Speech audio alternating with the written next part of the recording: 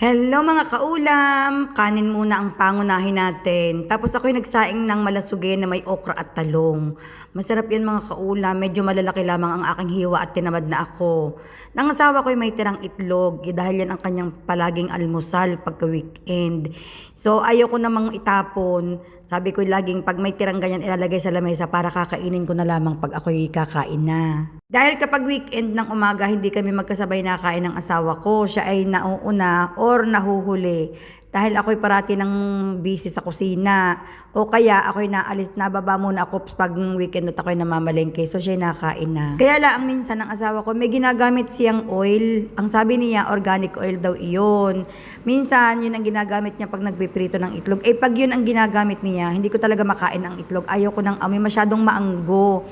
Yun daw ay purong langis ay purong oil ng baka. Eh sabi ko hindi ko talaga kaya.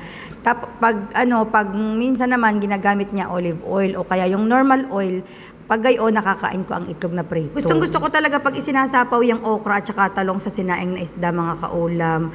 Tapos yung pinakapatis niya, yung pinakasabaw, diyan ko naman sila isinasawsaw. Okay na sa akin yan. Talagang buhay na ako pagka ganyan ng ulam. Pero kanina, Diyos ko po Rude, ako hindi nagising ng maaga. Bakit baga naman itong cellphone ko hindi nag-alarm? Ay akin namang isinet, ewan ko kung ano yung problema, baka ang nailagay ko na naman ay PM, hindi na naman AM, lagi na naman ako nagkakagayon Di ako hindi nakapagluto, dapat magsisigang ako ng hipon, dahil may kaunti akong hipong nabili, kaya ako isisigang ko, gusto ng asawa ko ang sinigang. Bigyan naman paggising ko ay alas 5 na, ay di wala ng oras para magluto. Kanina, ay sabi ko sa asawa ko, total may tira pa namang fish biryani sa ref, yun na lang muna ang kanyang kainin. Ang problema kay ako, anong aking kakainin? Eh, hindi naman ako mahilig pag fish biryani mga kaulam at ako ang nagluto. Ewan ko, pag biryani at ako ang nagluto, talaga namang ako'y tamad na tamad kumain.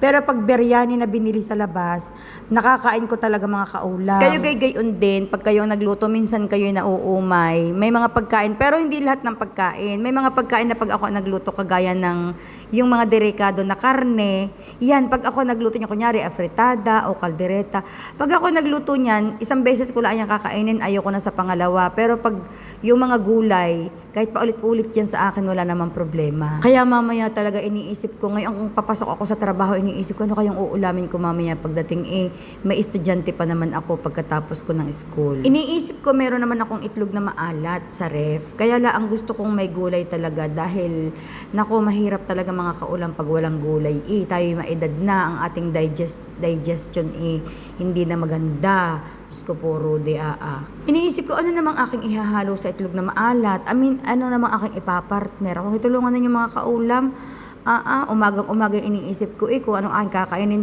Dahil matatapos ako sa pag-tutor ay alas 6 na, anong oras pa ako makakauwi ng bahay? Anong oras pa ako kakain? Kaya, bago mag-tutor, kailangan kakain na ako. Kadalasan mga kaulam, pag hindi ako nakakakain bago mag-tutor dahil wala nga akong lutong ulam, pag uwi ko sa bahay, hindi na talaga ako nakain. Kaya anong problema natin ngayon ay di paano nang ating gagawin, wala tayong kundi ano na lamang yung itlog na maalat. Ayoko muna mag-chicken dahil ako'y nagko-constipate talaga sa chicken, sa karne, kahit anong karne, baka, manok, ako talaga yung nagko-constipate diyan. Sabi ko, pwede naman ako mag-chicken pero huwag muna ngayon. Meron naman akong upo sa ref. Ano kayang gagawin ko sa upo? Ay, igisa ko na lang siguro ang upo sa sardinas. Kaso, ang problema, yung oras. Kailangan 3:30, bababa na ako ng bahay. Ay, 3 o'clock ako nadating. So, ano pang oras ako magluluto? For Diyos de la vida. Ano ba laki ng aking problema ngayong araw na ito? Ang problema ko yung oras. Ang kalaban ko yung oras, mga kaulam. Kahigpit. Sa bagay, nung isang araw pa ako nagkikrave doon sa sardinas, kaya nga ako'y bumili ng sardinas, tapos bumili akong upo. Gusto ko din sana lagyan ng bihon, yung gawing pansit. Ay siya, dyan na kayo.